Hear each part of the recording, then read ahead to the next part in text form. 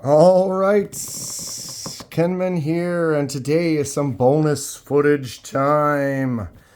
Why is the Kizer original completely taken apart? We didn't see that happen. And what happened to the scales? They've got some weird, funky design. Well, let's find out, huh? Before we start, I'm not sponsored by anyone, and I purchase everything at retail price. I do these videos because I love discussing knives and sharing info and ideas with others. If you have any questions or thoughts, please feel free to comment below. Okay, like I said, bonus footage. What I did in the upcoming die video that hasn't come out yet, so this is kind of out of order, but ta-da, freebie. I took the Kizer original apart for some custom work, and then that custom work ended up being some laser marking I did on the handle. And I thought it looked really cool, so I decided just to make this fun video, show it off. What's everyone think, huh? Okay, so I started kind of pre-assembly just to save us some time, but I wanted to show you this. When you do laser marking, every single thing you put in there to mark has a different parameter. And this is aluminum with a coating. I have not really done that exact style before, and so these are little test spots. I take a setting that I've already got and did a little mark, and it was kind of brown. Did another one, it was a little chunky, blah, blah, blah, refined it. Aluminum does white really, really well. It's harder to get a black mark. It does kind of shift in color at the angle you're looking at it. I thought white would pop really nice, so that's what I went with. So I got myself a really nice setting.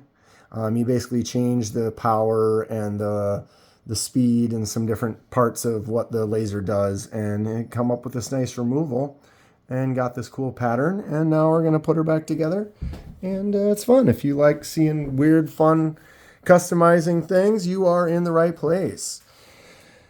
All right, if you want to check out that laser mark live, bing, right there. It was pretty fun to watch. It happened really fast, less than probably a few seconds. It's got that whole mark done.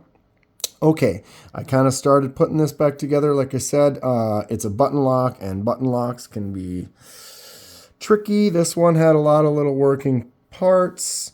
These little parts that go in here, I basically see how this covers up right there. And then you can, there's one tiny little screw that goes on each side that holds that basically down so that your washers or your bearings don't ride on the aluminum. They're riding on that piece of steel right there. This one actually had an extra little washer ring that went inside there for the button lock to make it solid around there to where the button slides in and out of that space. Okay, so it is a captive pivot, so there is a little flat spot right there that only goes right in the flat notch so that you don't have to use a tool for both sides. Very nice. We have our bearings. Okay, so let's hope this doesn't get squirrely. Knives like this, generally it gets locked into the blade, so you kind of have to put the button and the blade in at the same time so that they kind of sit notched with each other, if that makes sense. This is where all my issues will happen. Everything will start to fall apart right as you're getting it all together. Okay. We have a button spring. This is going to be the toughest part, is getting this all to just pop right into place. Let's see if we can get lucky.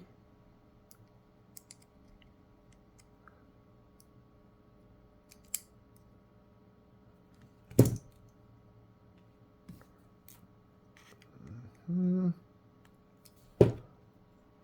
it's not clicking. But I can't tip it sideways because there we go.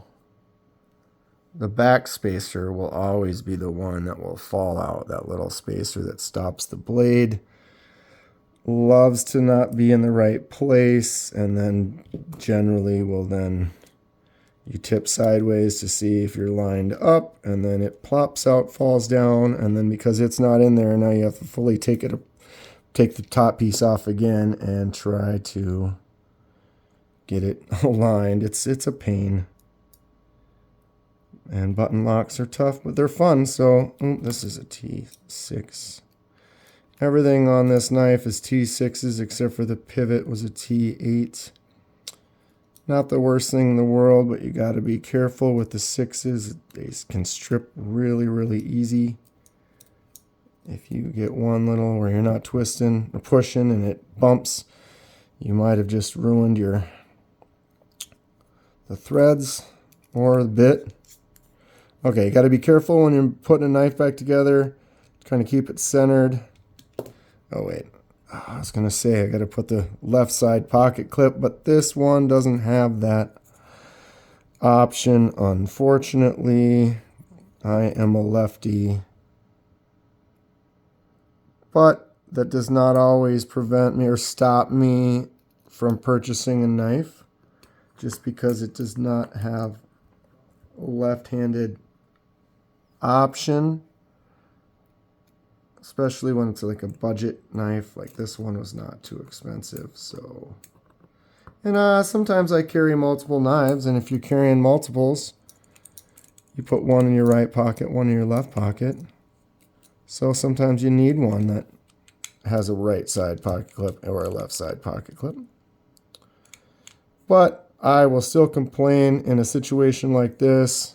Just make it set up for both sides. Why wouldn't you?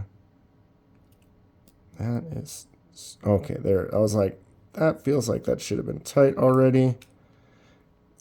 And I felt like it was kind of stripping, but it's not. Okay, we're good.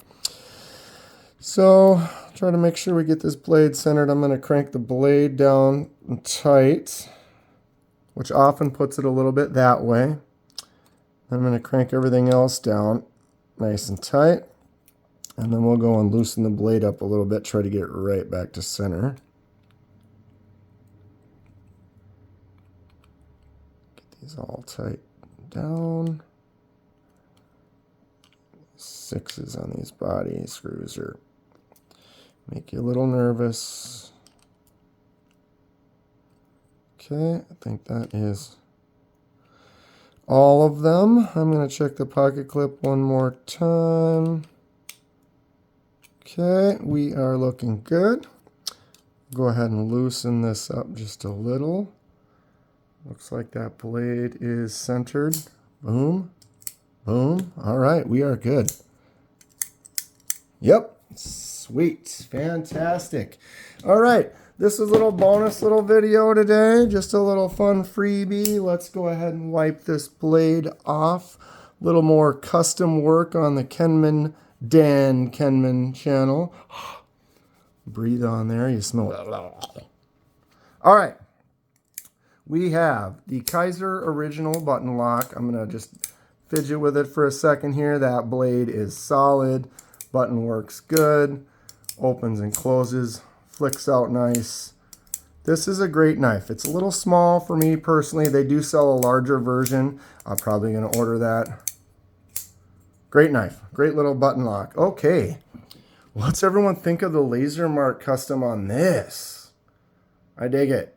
It was kind of a simple design. It's not as easy as you think. You don't just get to plug in whatever you want for the parameters and just hit mark. You have to plot things out, and it takes a little bit more. But I'm learning and having fun with it, and that is a cool looking design. I am happy about that. I like the way I removed all the hardware, and then it just kind of fills in, and then the screws kind of, let's get some real close-ups.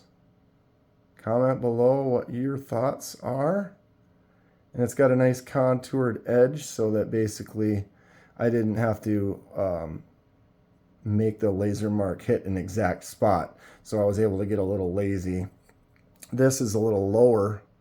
Sometimes when you have different areas, see it dropped a little bit down where the button is. That's when you can start to have issues with that laser mark not being the same brightness or darkness.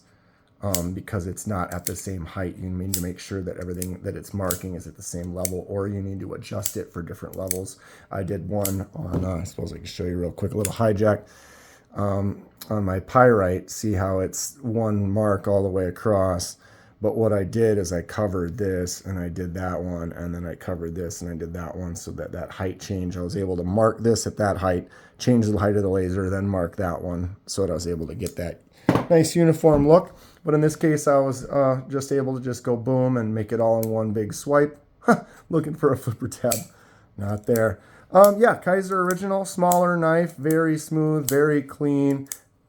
Cool looking. Now, probably will end up using this one as a giveaway or sell it or something, because it is, I don't know, or maybe I will use it as one of my 5th pocket carries. Comment below, what do you think? Happy about this one today? Like that bonus footage? This is going to be it for today. If you enjoy what you see, please hit that like button and subscribe if you would like to see more. Helps me out, and I really appreciate it. A lot more custom stuff coming in 2024. Stay sharp. We'll see you soon.